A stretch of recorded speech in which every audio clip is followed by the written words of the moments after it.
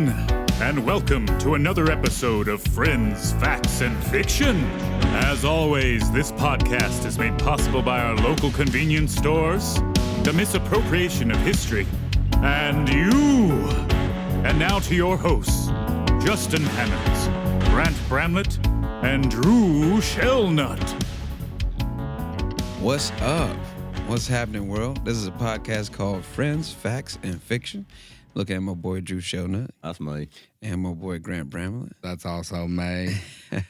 And we're attempting the second attempt at this live stream for this episode. We do it on Mondays around 7:30 normally, but it's now 9:30. So for future reference, 7:30 p.m. every Monday, we'll probably be recording an episode, live streaming it to Facebook, Twitch, Periscope, and YouTube. That's right. You can tune in if you want to see us do this thing live, or you can wait till Friday and get the new episode then. Either way, season 3 is kicking off. Season 3, episode 1, History of Psychology is finally here. You know what I'm saying? We finally doing it. Hey, I said 2 months. It's 2 months. Yeah, it was 2 months. It's been a minute, but we here. You know what I'm saying? And by the way, if anybody's curious, I said no more than 2 months. Max 2 months. 2 months. It shouldn't be 2 months. There's no way. There's It'll no take this way. long to set all this up. It about took us 2 months today to figure this out. Yeah, for sure, man. I haven't really ever felt older than being like, what's a Twitch? Or Periscope? Oh, that's the Twitter thing. People still use Twitter? Do people use Twitter? You know? Boy, it's just woof. But but yeah, it's been a journey today. Just getting all this put together. Shouts out to Restream.io for helping us out with the platform so we can like multi-stream everywhere with this video thing. But due to the Give us money. Give us money now. Yeah.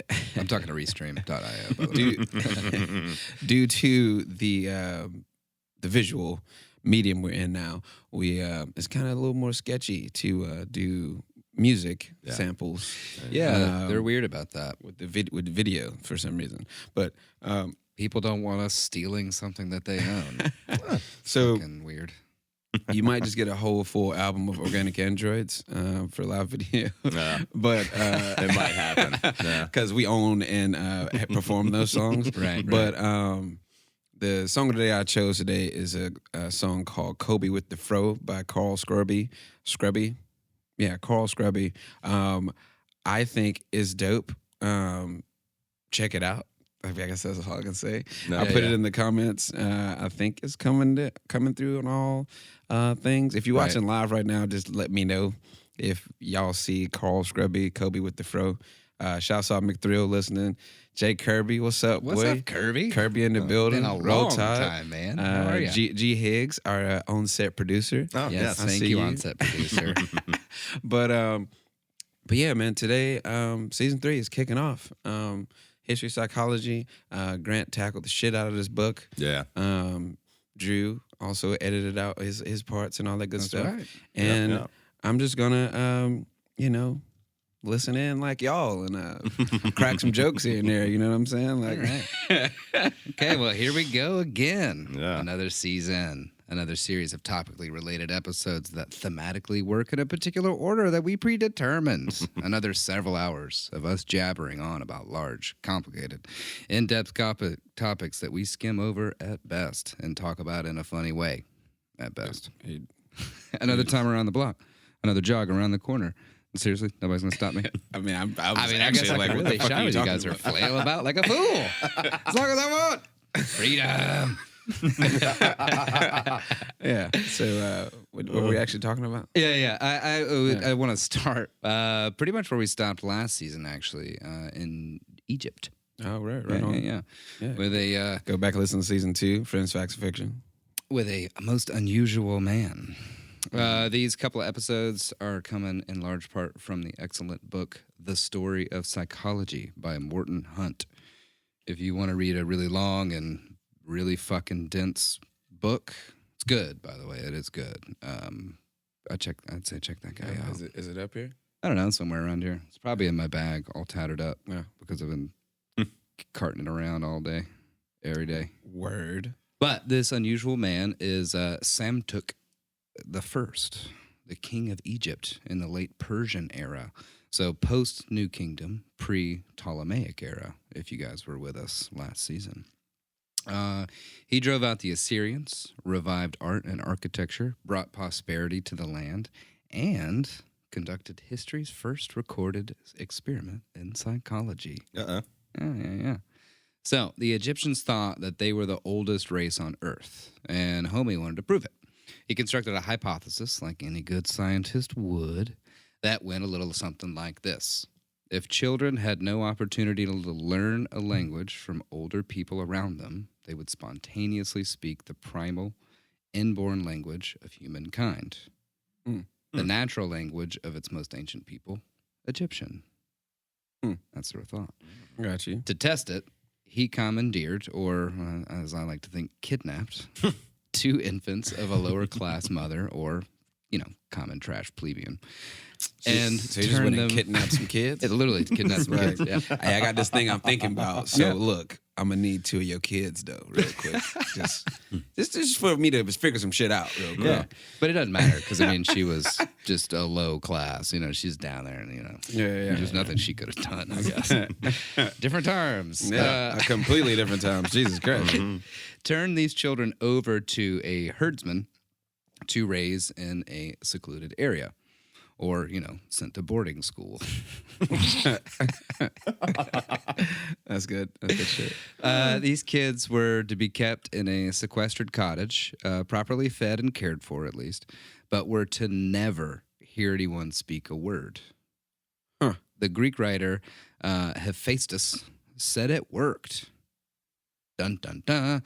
One day, when the little ones were 2, they scuttled up to the herdsman when he got home and cried out, "Bikos," which apparently meant nothing to the guy. So he did what any good adult does and ignore the hell out of them. Yeah, what's up? Motherfucker just talking crazy. All right. Yeah. I'm gonna keep it moving. But those little bastards kept on fucking talking, as kids do. So the annoyed shepherd sent word to Samtuk, who at once ordered the children be brought to him. When he too heard them say, "Bikos," he made some inquiries and learned that is the Phrygian word for bread. Huh. Thus, he concluded that, disappointingly, the Phrygians were an older race than the Egyptians. Oh, wow. Look at that. So he kidnapped some kids to learn something that was pretty obvious. No, Picking up on that? he tested a hypothesis that is wrong. Yeah. Like, it's based on the fact that we just inherently know language, right? Oh, I got you. Which we do not. Like an alligator or something, you're born. I mean, so we know that that's an invalid assumption. And what he concluded was that Egyptian is not the oldest language in existence. It's in fact Phrygian, because a nonsensical word that these nonverbal 2-year-olds came up with was a word that they thought was bread within the Phrygian language, right? Breakdown. I like Pico, that breakdown. Pico stinks too. That's a place in Tuscaloosa that makes chicken stuff, man. That place is smellier than hell. Pico's nasty ass. But he had a highly original notion that thoughts arise in the mind through internal processes that can be investigated. This is important because most people at the time, and for a long, long time after, and unfortunately still today sometimes, thought and think that our internal voice, or often voices, come from spirits or gods. There's proof of it in writings by the Mesopotamians, in the Iliad by the Greeks, the Persians, the ancient Hebrews, and many, many more. But in different parts of the planet, Buddha attributed human thoughts to our sensation and perceptions, which he said gradually and automatically combine into ideas, which is a lot more closer to the truth. Yeah. And in China, Confucius stressed the power of thought and decided that lay within each person, right? So from him, a man can command his principles. Principles do not master the man. Or learning undigested by thought is labor lost. Thought unassisted by learning is perilous. I like that old Confucius. He's a smart boy. But what we are going to focus on, which may seem obvious to a few of you, is when those stupid-ass Greeks finally got their shit together by thinking of thought in a new way. the concept of know thyself, made famous by Thales. Historian George Sarton estimated in the Hellenic era, human knowledge increased by 40-fold in less than 3 centuries.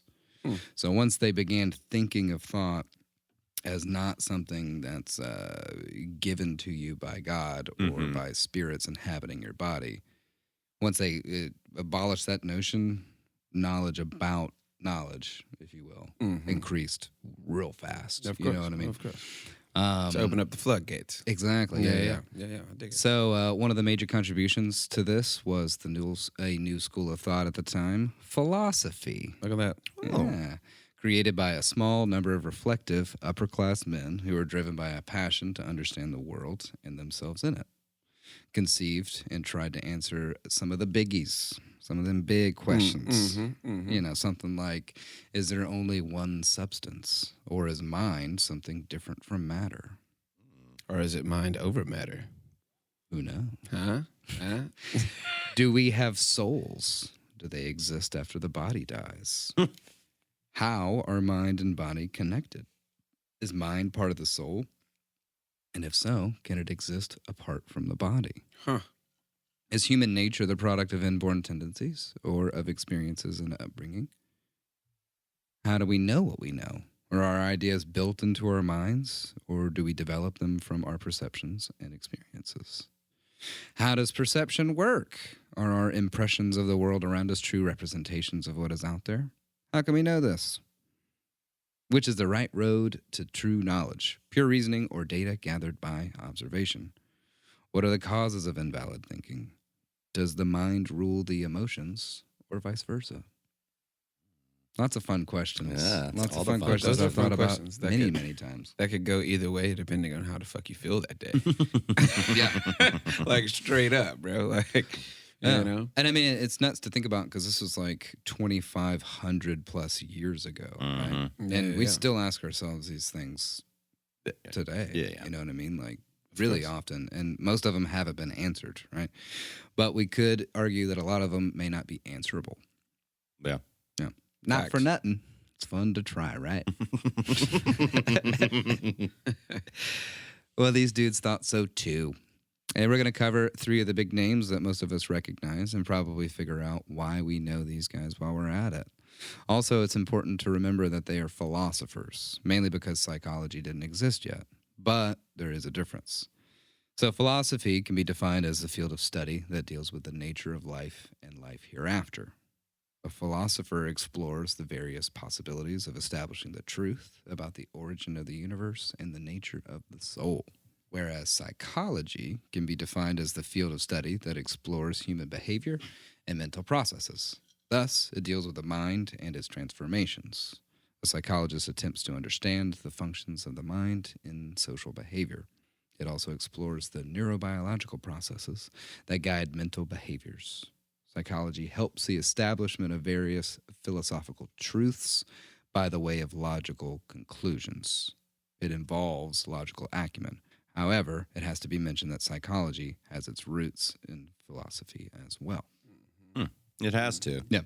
So, I mean, for me, like a massive nutshell of everything I just said is kind of helps with my own mental image of it, right? The philosopher is homie on the toilet seat naked. Thinking man. Yeah, you know what I mean? The Just being thinking like, man. what is life? Why is life? Yeah. And a psychologist is like, okay, well, let's scan the brain and try and figure out like what aspects of what happens when we implement this in this situation, Yeah, for sure. right? Or let's try and figure some of these questions out with scientific experimentation. A deep thinker and then a deep doer. Hey, that's pretty good. I like that. that is I like good. that. Yeah, That's good. Okay, That's good. all Okay, right. cool. Deep doer. So philosophy, deep Stand up thinker. in it. Psychology, deep doer. The deep doer, my guy. Getting them deep doos. You can take that one. You put that in the back pocket. Keep it with That's you. great. Deep doer. Oh, man. Oh, man. Which is going to bring us to these philosophers. Yeah, if one of you our will. big thinkers. Look at that. Big thinkers. We got these three guys that I'm going to discuss a bit about. So the first one's going to be Socrates. Or Socrates. Socrates, Depending on who. depending on what's your movie preference. Yeah, I legit think Young it's Socrates. a coyote situation. Yeah, Socrates. tomato, Sure, but nobody potato, says potato, tomato. Nobody says potato. Adidas, Adidas. Now that one, oh, that's fine. Yeah, some people do say Adidas, Yeah, but I think they're wrong. People say that? Adidas. Yeah, bro. Yeah, it's weird, man. I don't know. Yeah. How about new? How about Scotty don't? Anyway, essentially, Socrates was the leading philosopher of his time in that he contradicted what everyone else thought before him. He never wrote anything like at all down of his own thinking. Right. All of his ideas were recorded by his two pupils, Plato and Xenophon, the majority of which came from Plato's dialogues. That being said, a lot of what he said is more or less Plato's own thoughts put into Socrates' mouth for, we'll say like a little dramatic effect, if you will. Sure. I also like to think about him just, like robe. We'll just say, I don't know, bald fat man, just because I just always think about that with like a philosopher, And he's got like two dudes behind him with like a stone tablet and chisels, He's just like, what is life? And they're like, what is life? What about that moment where he's like, no, scratch that. Fuck, damn it. Tablet breaks. It's got to start all the way back over. Fuck it. Ain't no whiteout, my guy. Yeah, those tablets back then were nothing like what we have. Yeah, not like these tablets in front of us, man. All right. But he lived during Athens' era of greatness. Essentially when art and philosophy just kind of popped off for the biggest push that it had ever had before. His dad was a sculptor. His mom was a midwife. But he was fascinated with philosophy from a very young age. Sophists like Protagoras and Zeno of Elea fueled his early obsession, but unlike them, he did things just a little different. His teachings were free. Uh-oh. Kind of weird. Free school, man. Isn't that crazy? Think about that. He Can't teach the masses. No. Then you can't control them no more. No. That's Teachings were scary. free, though, compared to all those before, but he preferred the luxury of thought and discourse to so-called comforts money could buy. Dude even wore one shabby robe all year and was barefoot. Okay, so my mental image works. Yeah. Okay, great. 100%. Yeah, That's awesome. I'm going to go into that a little bit more, too. But he even yelled at a marketplace one time because he was so humble and everything. He yelled one time, "How many things there are that I do not want?" As walking by the marketplace. So he's like, Basically, like, I see your grapes. I will have none of those. "Yes, I bite my thumb at you, sir." Stuff, too much stuff. But he did enjoy a good wealthy company and often confessed that he felt a flame within when he peered inside a youth's garment. Oh, A youth's garment? A youth's garment. So he's a pedophilic minimalist, Ew. I don't know. but a deep thinker. Though. But he's But different times. to though, get different back times. on the looks though, his friend Alcibiades. Yeah, sure. Alcibiades. Alcibiades. Anyway, told him he looked like a satyr because of his big paunch, bald head, stubby ass nose, and big lips.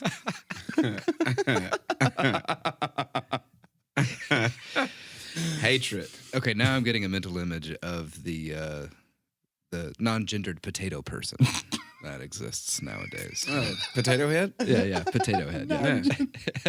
Potato head, bro. Oh, jeez. I'm fine with a non-gendered potato person. Yeah. It's a fine toy. Bro, who gives a fuck? Right. I don't know why I know. they even tripped like that over that shit, bro. Well, It's seriously, a what's the fucking point? child's toy. Who Get cares? the fuck out of here, bro. It's distracting the whole Dr. Seuss thing. It's like, bro, really? Why is that important? It shouldn't be. Why the fuck is it important shouldn't at be talked all about when at all. there's so many other things to be worried about in this damn world? Be on page 20. Be like, Then a they stopped shitty- publishing a couple of Dr. Seuss books. Anyways, in real news, you know, Yeah, right. Well, Jay Kirby's cracking me up. What's he saying? he's first of all he's saying play this song we made in college, which is funny because it's on YouTube. And as a friend, how can you be so condescending? Anyway,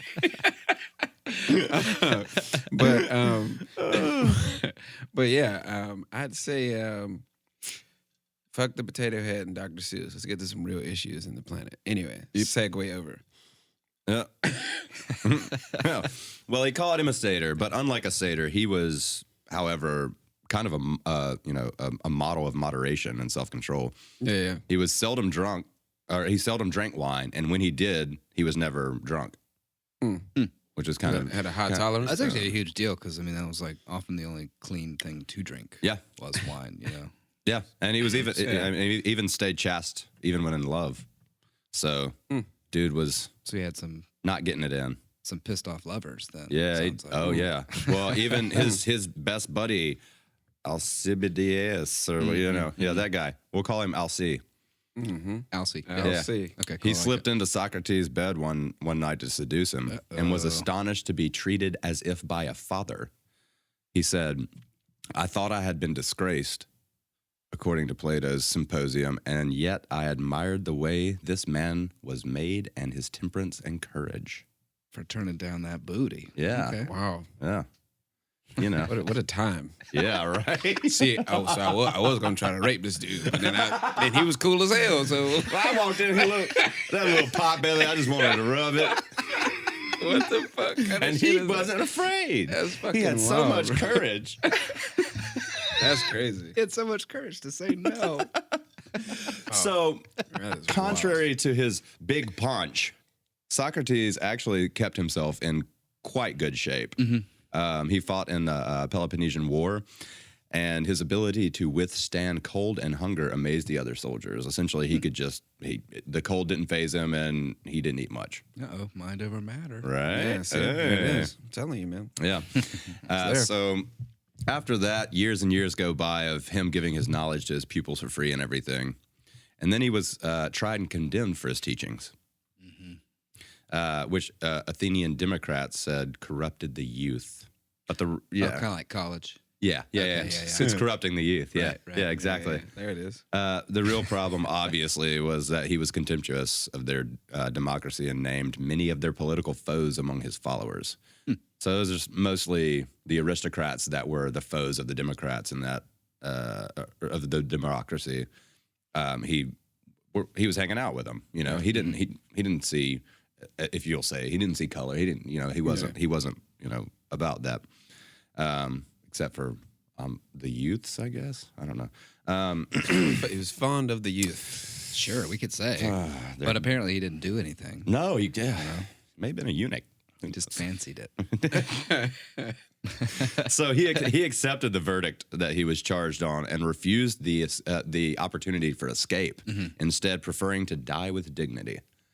So that's neat. Good for him. I mean, you know, to each their own, I guess. But, you know, it was his style to claim that he knew nothing and was wiser than others only in knowing that he knew nothing. So that kind of goes into the whole like I know nothing, therefore I know everything type of vibe. Like I'm all wisdom because I know that I know nothing because there's so much to be known. Well, I mean, he calls himself the midwife of thought.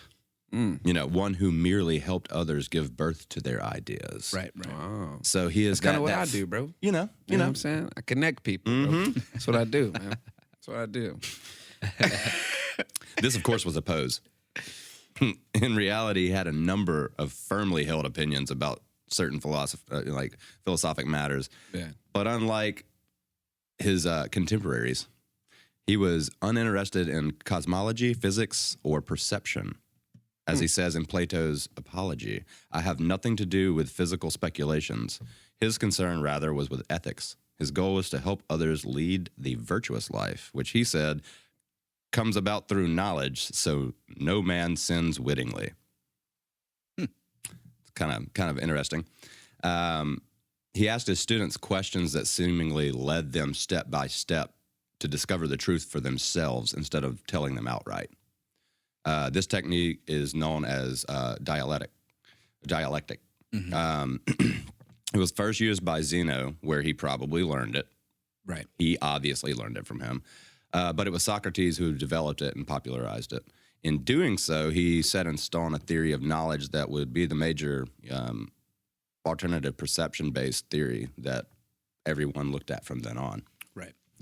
According to that theory, knowledge is recollection. We learn not from experience, but from reasoning, which leads us to discover knowledge that exists within us. To educate comes from the Latin meaning to lead out. Yeah, pretty neat. Which is Each kind of one teach interesting one. because, that's not really true, but we still use the word Yeah. educate. Yeah. You know what I mean? Yeah. It's kind of nuts. Yeah, because to lead out would be to, draw someone away from. Well, To that lead or out like, or to, like, to pull give- the information out of you Right. that you apparently inherently Yeah, because you have. already have it. You're yeah. born Yeah, yeah. with it, and we're Yeah. just pulling it from you, Mhm. which is not the case. You're actually Right. absorbing it. Well, you and know. sometimes Socrates even asks for definitions that, like, then he leads his partners into contradictions. Like, he asks them the question and then kind of contradicts it in action to see if it will lead them out, kind of a situation, until the definition is reshaped in their mind. Got you. It's kind of interesting as well. Sometimes he asks for or offers examples where his partner finally makes a generalization as well. Sometimes he leads them step by step to a conclusion that contradicts one he has previously stated, or to a conclusion he had not known was implicit in his beliefs. Socrates cites geometry as the model of his process. One starts with self-evident axioms and by hypothesis and deduction discovers other truths in what they already knew. Getting deep out here. Yeah. No. So in the Meno dialogue, he questions a slave boy about geometrical problems, and the boy's answers supposedly show that he must have already known the answers to which Socrates led him. He answers unaware until he recalled them through the dialectic reasoning. So he was just kind of mind-fucking people into answers, kind of a sort of like He's a master manipulator. big time. Yeah. Yeah, pretty much. Like, Yeah. Straight up. Yeah, Seriously. but for sure. So crazy. I'm going to murder this name too. Until Anton van Leeuwenhoek, Leeuwenhoek, That's good. I like that one. 1632 to 1723 CE, first saw red corpuscles and bacteria under his lens. No Socratic teacher could have led his pupils or himself to remember the things that existed in those teachings. Until astronomers saw evidence of the redshift in distant galaxies, no philosopher could, through logical searching, have discovered that he already knew the universe had been expanding at a measurable rate. That's pretty cool. Yeah, it's pretty Just- profound. yeah, right. Yeah, it's crazy. Socrates' teachings did greatly affect the development of psychology, though. His view that knowledge exists within us and needs only to be recovered through correct reasoning became the part of the psychological theories of guys as diverse as, like, Plato, St. Thomas Aquinas, and Kant. Sure. The notion that we have lived before is related to Socrates' other major impact on psychology. He said the existence of innate knowledge revealed by the dialectic method of instruction proves that we possess an immortal soul, an entity that can exist apart from the brain and body. Within this, the vague mythical notions of the soul had long existed in Greek and related cultures, assumed a new significance at that point. Yeah. Soul is mind, but is separate from body. Mind does not cease to be but at death, essentially. Basically saying your energy transcends into something You else. don't die. Yeah. Yeah. Yeah, it's essentially, yeah. I mean, and he was that first guy that kind of, what is it when you die and are reborn in someone else's body? Reincarnation. That Yeah, was in Right. that era, in that like area of the world, at least, because we know in Asia a lot of that was going on as well at the same time. Sure. I'd want to be a velociraptor, I think. Yeah, That's cool. really little. Yeah, they are super small. They're the size of chickens. I know. Anyway, It'd be the hardest chicken I ever saw. that's what I'm saying, bro. Out here with it, bro. Some hot chicken. Anyway, so all that being said, this would build the Platonic and later Christoian dualism. Right. The division of the world into mind and matter, reality and appearance, ideas and subjects, reason and sense perception.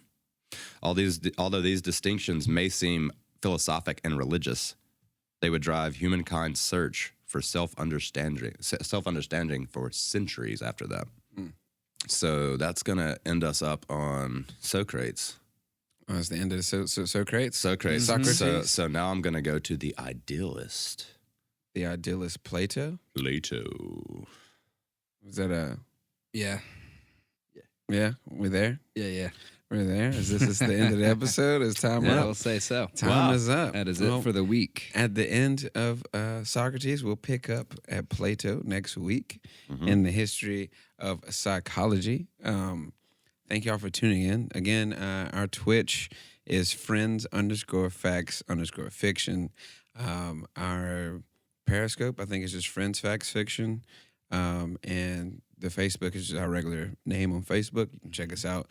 Follow us. Like I say, we'll be doing this like 7:30 p.m. every Monday. And we'll have a new episode. Probably this episode will drop Friday. And this will be an every week thing.